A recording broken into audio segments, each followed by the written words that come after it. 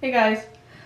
So, I'm gonna do, I guess you say, a book review on this book I just read. I really loved it, so I thought I'd just make this video just to I won't say promote it, but just ghost over it. But it's called Devolution. I think that's how you say it. It's like evolution, but with a D at the beginning.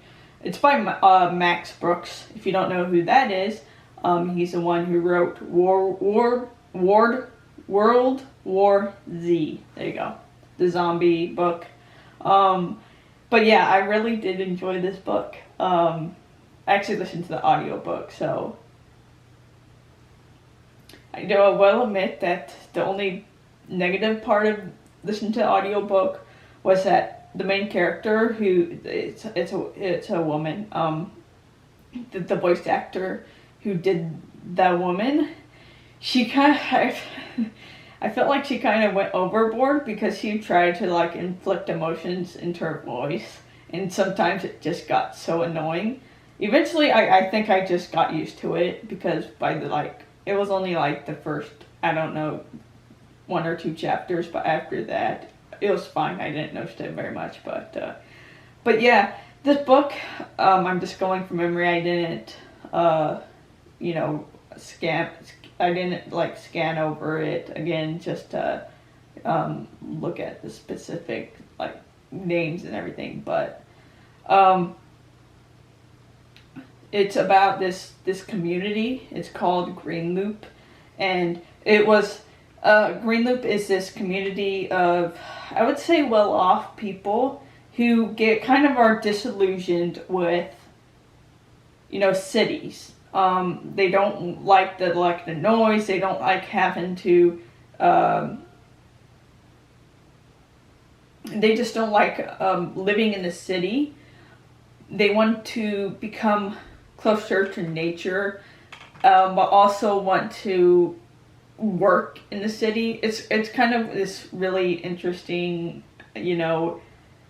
combination of trying to be more sustainable and then also trying to live this more modern life. And so there's this people that create this little community. I think it's in Washington. It was Mount Rainier. I know that's an actual volcano, and I think that's in Washington. I could be completely wrong, but anyways, Mount Rainier. It takes place. It's the community is near Mount Rainier, and it's more rural. Because they want to be closer to nature and to the wildlife while also trying to, continue to live this more modern life. And so this community, they have smart houses, and so they have these houses that are powered by solar panels. I'm just having a birdemic moment there. But yeah, it's powered by solar panels, and then the gas, they get that from the methane that they produce from their own waste. And so just say it's very sustainable. Everything that they, everything that they use, they try to, I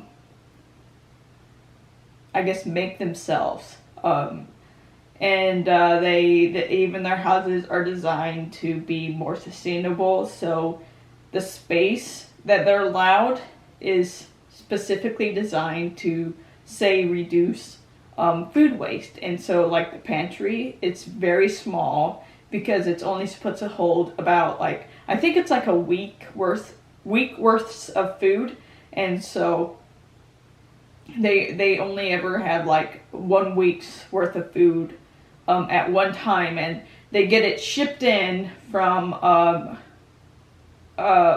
They get this food shipped in to them using these vans and drones. It's really kind of complex, and it was fascinating reading about it. I thought it was interesting, and it also kind of explaining everything that, everything how this community worked. It really added to the story later on when, shit hits a fan and pretty much they're cut off from society, and then they're having to learn how to survive. And so, of course, because of these very more modern technology, they've kind of gotten to the point that they've just became so reliant on technology and this more modern way of living that they kind of have to learn how go back to their royal roots, to their more primitive roots to survive. And so it kind of shows the flaws in their way of living because it's more modern houses and more sustainable. They don't have like the tools that normal houses would, like hammers and stuff like that. And so when these creatures, this is essentially what the book is about, these more they're apes. They're like in the book they are assumed to be like the ancestors of this distant cousin of humans, and so, or descendant of this distant cousin of humans. So we go into, so these people, they have to go back to their more ancient roots to survive being attacked by this group of apes. These apes are stronger. I think they're also faster. And then, it's pretty much just brains against bronze. They're also smart. These creatures are also very smart, we see. So it's interesting to see these two community groups pitted against each other. There's theories as to why these creatures are attacking. It happens after Mount Rainier erupts, and so it destroys it pretty much affects the entire ecosystem. And so the plant life destroyed, which ultimately affects the herbivores, which ultimately affects the carnivores. And so these carnivores are pretty much seeing humans as food now. Although there is questions as to whether these creatures, whether or not they're doing this because they're starving and need to eat and humans are easy prey, or whether or not there's something more sinister to it, because it actually goes and looks at actual primate behavior, and as to whether or not, say, chimps, they've observed chimps killing, getting pleasure from killing, I guess you could say. And then, so it's kind of hinted at the possibility that these creatures are, going after these humans because they like killing. And so there's that aspect as well. But yeah, that's essentially what it's about. This more, I guess, this group of people who are more modern, trying to fight these more primitive primates. I did like kind of the way that that the author wrote it because it's more modern. These people are more modern. They have to kind of find some way to fight these creatures, and so they have to start using their resources that they do have to try to fight them. So they have bamboo that they grow in their community because it's more sustainable using this bamboo than using like actual trees. And so they would take these bamboo sticks and then turn them into like the poles, so that they could like clean the ash from like the eruption off their solar panels, because solar panels, they need the solar panels for electricity. And then when the creatures attack, they have to start creating weapons out of what they have. And so they're using like these, I think they use bamboo as well, for spears, and so they're using these knives that they usually use for cooking and turning them into like spears. And then one of the characters is she creates art using a 3D printer and I don't know what it was called. It's essentially glass, making glass art using a 3D printer. And as a way to they pretty much turn their community and their houses into like death traps, which I thought was so cool. They take these glass creations and just smash them all over the room so that there's just a floor of glass, so that when the creatures tries to come into the room to attack the people, they can't, because the glass is like injuring them. And so it was like really cool, like finding ways to fight these creatures. And then they're like using the stereos, like in the sound system in these smart houses that they're controlling from like their tablets to fight these creatures, distract them and everything like that. So it's really interesting, especially like the final like fight scene. It's so fun to read. Character wise, I find that characters are the most important aspect for me. If I really like these characters, if I'm really invested in them, then I enjoy the book immensely better. So I do like the characters. The thing is, it starts slowly at first, and we get more like an idea of what these characters are like at the beginning, kind of how they present themselves to others. So our main character is a woman. She's going to this community. I'm not sure if it's because she's like having mental issues and she's wanting to like try to go there to help with that. But ultimately she is going to therapy, which is why she was writing this journal. And so she goes to this little community. She's also having trouble with her, marital problems with her husband. And so we see they go to this community and they start connecting with these, their neighbors. And when, shit hits a fan, like I said before, we really do get to see what these people, who they really are. We see how adversity affects them. Some of them like step up to the plate and do everything they can to protect themselves and others, and some just pretty much lose their minds. So, yeah, it's just one of the lines in the book that's used multiple times is, I think it's along the lines, adversity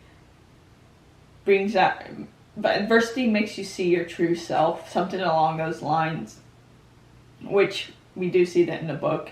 We do see their relationships develop throughout the book and see it grow.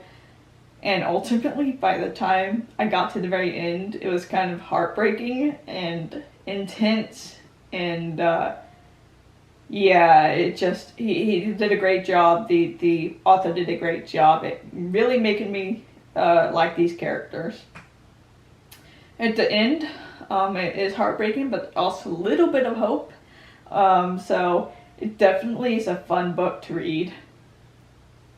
It's not only like the story itself, but the way that it's structured that I found fun, because it's told from the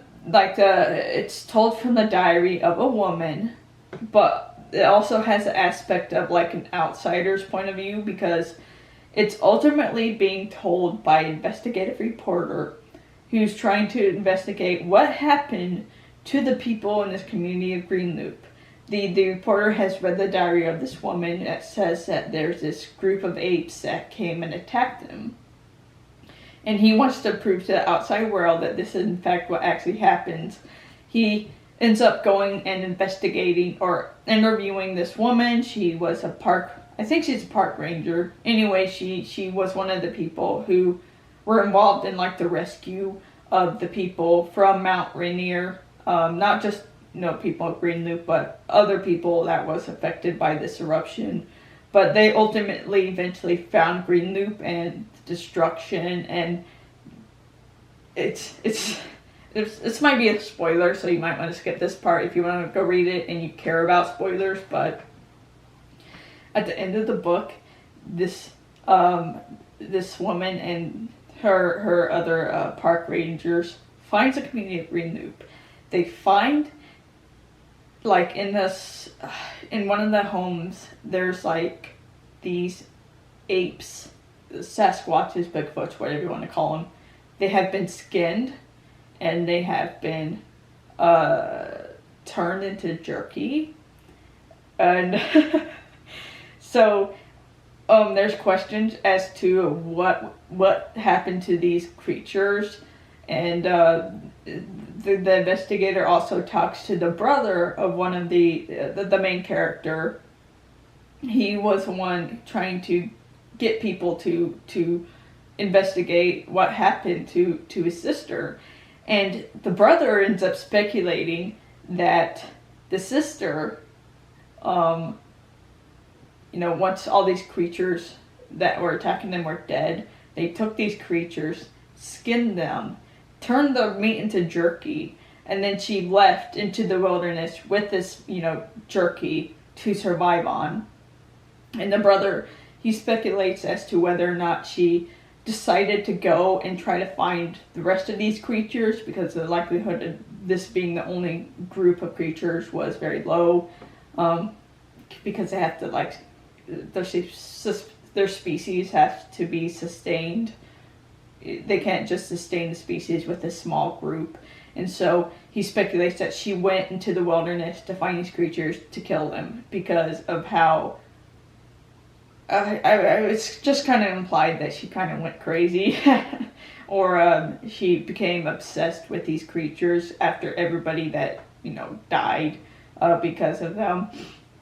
But that was like speculation on the brother's part. He speculates that she went with the child. There's a child in the community that also survived, so she took the child with her to hunt down these creatures and kill them.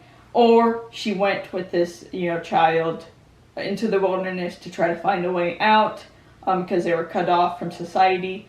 Or they're still in the forest trying to find their way out, or they possibly died. So there's like a lot of, speculation as to what happened to the main character. So there's a little bit of hope that maybe she's still alive out there somewhere. I would definitely read a sequel if he wrote one, but I really do think that this would make a great Netflix series. If not like a TV series, then like a mini series, maybe 5-6 episodes.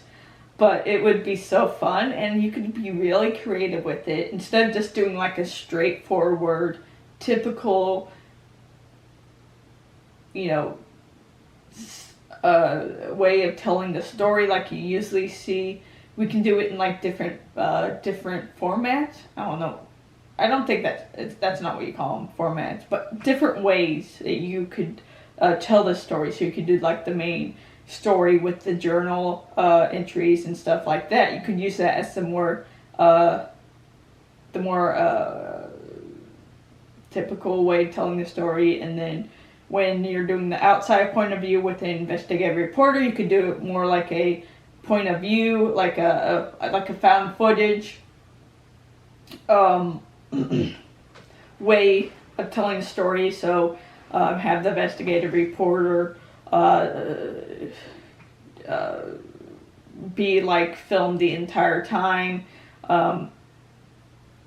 and then do like a more like modern, like an interview type of episode, I guess, when he's talking to like the park rangers and to the brothers, and then it goes like it has excerpts from the from people like Jane Goodall, who actually worked with primates, and it talked about like actual primate behavior. You can do like a more documentary film, maybe use real footage of chimps and everything like that. Maybe even have footage of Jane Goodall when telling that part of stories. And then it also has excerpts from this. I don't remember what the book is called. I think it's like the guidebook to Bigfoot, something along those lines. But actually talks about Bigfoot and the possibility of them actually existing. And you could do that, like maybe an animation style on that, more like an educational lesson or something like that.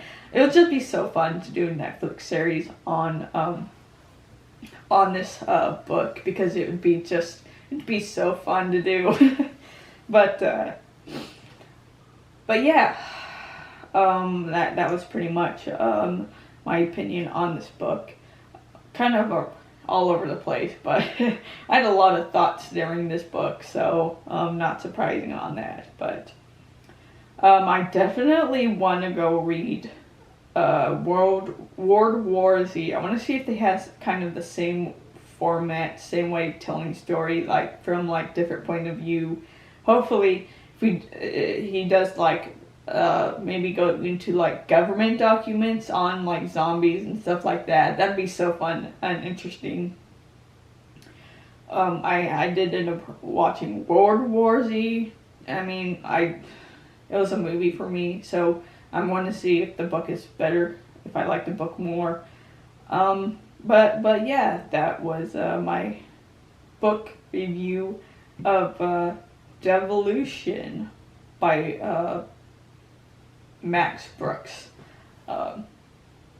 So yeah, if you like this video, give it a like, subscribe to get notifications for all my videos I'll be doing. And I've kind of been on this like horror / sci-fi / creature feature reading binge, or audiobook binge, if you will. So if you have any that you like, that you think I would like, any of these books, just let me know down in the comments, and I'll see if I can get around to them, because I do like those more creature movies or creature books. I'm reading one, and like, there's this like trilogy on like spiders. So yeah, if you ever have arachnophobia, that books would be nightmares. but yeah, if like I said, like and subscribe, and you guys have a nice night, and I'll talk to you later. Bye.